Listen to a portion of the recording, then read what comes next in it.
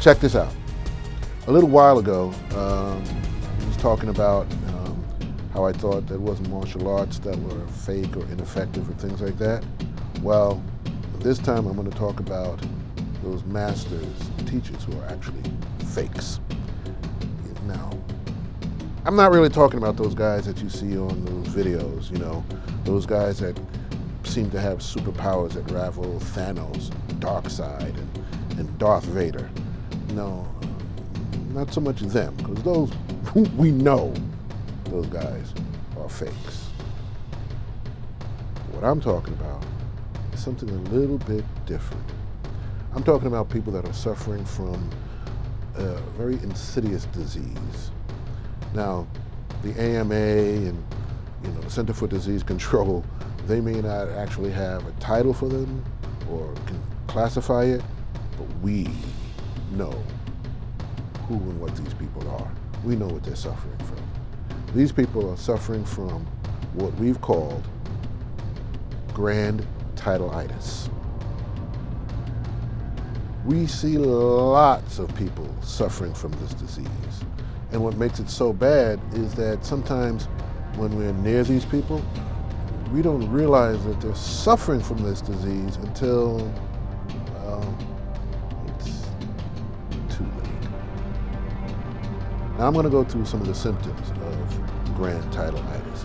And I know as I'm going through this, you're going to recognize some people that you know. Sometimes these guys don't go out to a lot of different martial art events. People very rarely will find them at tournaments or seminars. Maybe once in a while you will, or you'll find one of their students, but you rarely will find them. They usually tend to stick to their own small circles. And they'll tend to go to the events that they and their friends will have or sponsor. And it usually is because, well, again, you get around legitimate martial artists and you say certain things, you make certain claims. I'm not saying you're going to get called out, but somebody's going to ask you a question. Somebody's going to ask you to demonstrate something.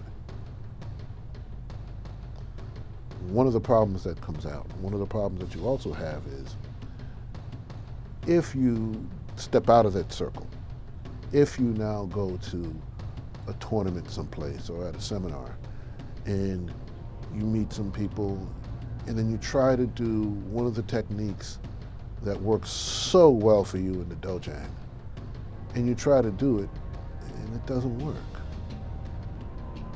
You try it on multiple people, and it just doesn't work. Now, if you're lucky, you'll come across some legitimate, real martial artist that will tell you, well, no, that's not going to work, that doesn't make sense, but move your elbow here or do this or do such and such, and what have you. Maybe they'll alter the techniques and maybe show you something. Regardless, when you go back to that particular teacher who has GRAND-TITLE-ITIS and tell them, well, the technique didn't work, well, they'll do a couple of things. Number one, they'll demonstrate it on you, and it'll work. Or they'll call up a couple of other people, and they'll demonstrate it on each other, and it will work. It somehow always works in the Dojang or the dojo. And they may make the excuse that, well, that's the way they do things. We do things differently. And please, don't make the mistake of saying, well, what if they do this? And then that teacher can't do the technique. Well, again, they'll try to make some excuses, but more than likely they'll get mad. And then all of a sudden, you are going to have a problem. Sometimes going into martial arts schools and things like that, it's kind of like a marriage. You're bonded to your teacher, the rest of them, and then when you find out that your teacher isn't what they claim to be, it actually can be an emotional experience. You can feel betrayed, you can feel angry, you can feel a number of things. And when these little things start happening, yeah, they're making excuses, and they're getting angry when you show them maybe a different way of doing something. Well, yeah, that should be the sign that your teacher has GRAND-TITLE-ITIS. Okay, I gotta get going.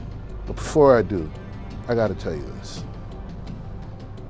It was a couple of years ago, and I was at a tournament, and a bunch of us were standing around, milling about. We were waiting for the black belt meeting to start so we can go over the rules, etc. of the tournament, blah, blah, blah, yakety schmackety.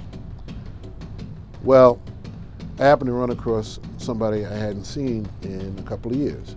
And we sat down, we started talking, and he was telling me about how wonderful he's doing. He's going around, he's gotten promoted, he's training various celebrities. He named a couple of singers and a couple of actors that he's now, they're now his students, and he goes and he works with them and he trains them and that kind of thing. And I'm like, yeah, that's great. I'm happy for you, man. It's wonderful, Then he hands me his card. And when I look at his card, on his card says that he has his ranks, but it says he's a 9th degree in an art by a particular Grandmaster that I know. Fortunately, this Grandmaster lived like 4 states away. We're here in Ohio, and this Grandmaster lived in New York, Brooklyn. Like I said, he was a friend of mine, I knew him. So when I saw that on his card, I was like, oh, cool. You know Grandmaster so-and-so? And he says, yeah, I've been in this system for a while and things like that. So I said, all right, you know what? And I started reaching for my phone. Got my phone out and said, let me give him a call, because I'd love to hear from him and let him know that, you and I are connected. And I don't even know if he knows that I know you. And as soon as I started to dial, he's like, well, wait a minute. It's, the 9th degree is really honorary. So I looked at the card again. It doesn't say an honorary anywhere on his card. So I pointed that out to him, and he said, these are new cards, and he's going to have to get some newer ones made that take care of all that. And I'm still dialing. And I'm like, oh, okay. Well, in the meantime, let me tell him that, that we hooked up and, we know each other. He's like, well, oh, you know what?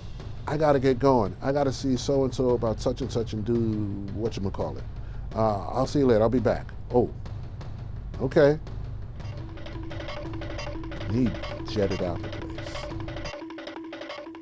A buddy of mine walked up and said, what's the matter with so-and-so? I said, I don't know, but I think he's suffering from a severe case of GRAND-TITLE-ITIS. That's all for now. Till next time.